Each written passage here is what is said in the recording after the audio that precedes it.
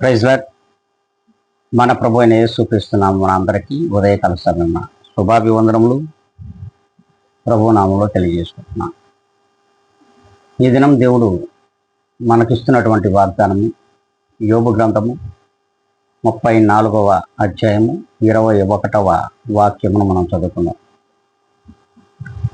ఆయన దృష్టి నరుల మార్గముల మీద ఉంచబడి ఉన్నది, ఆయన వారి నడకలన్నీ కనిపెట్టి చూస్తున్నాడు.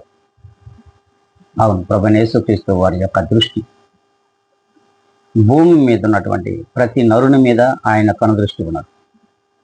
అంతేకాదు, మన ప్రతి మార్గములను కూడా దేవాతి దేవుడు కనిపెడుతూ ఉన్నాడు. మన యొక్క నడవడిక ఎలా ఉన్నది, మన క్రియలు ఎలా ఉన్నాయి, సమస్తమును మనము దేవునికి అనుకూలంగా నడుస్తున్నామా, దేవునికి వ్యతిరేకులుగా జీవిస్తూ నడుస్తున్నామా అనే దాన్ని ఆయన క్షుణ్ణంగా తన పర్యవేక్షణలో మనలందరినీ కూడా ఉంచుకొని చూస్తూ ఉన్నారు.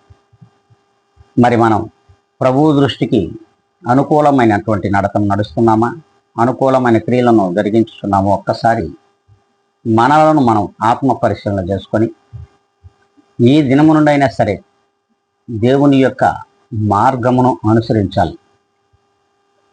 ఆయన దృష్టిలో మన నడక చెడు నడక కాకూడదు. మంచి వారిగా, మంచి నడకతో ఆయనను వెంబడించే వారిగా ఉండాలని ప్రభువు వాక్యము సెలవిచ్చుతున్నది. కనుక ఈ రీతిగా మనం ఉందాం అనుకుంటే అందరం కూడా తలలు పంచుకుందాం, కళ్ళు మోసుకుందాం, ప్రార్థనలు ఎత్తుకుందాం. మహాపరిశుద్ధుడా, ప్రేమ స్వరూపి, మీ పాదములకు వందనములు, కృతజ్ఞతలు. మరొక నూతనమైన దినమున మమ్మల్ని సజీవ లెక్కలో ఉంచి మా మార్గములన్నిటిని కూడా నాయన మీకు అనుకూలంగా నడిపించమని, మీ కృపా సహాయమును పరలోక రాజ్యం నుండి మాకందరికీ దయచేయమని బ్రతిమలాడుకుంటూ నాయన వీక్షించున్నటువంటి ప్రతి ఒక్కరిని ఇదిగోనైనా వారితో పాటుగా నన్ను మీ చేతులకు అప్పగిస్తూ యేసు క్రీస్తు యొక్క గొప్ప ఘనమైనటువంటి నామంలో అడిగి వేడుకొని ప్రార్థిస్తున్నాను మా తండ్రి. ఆమేన్.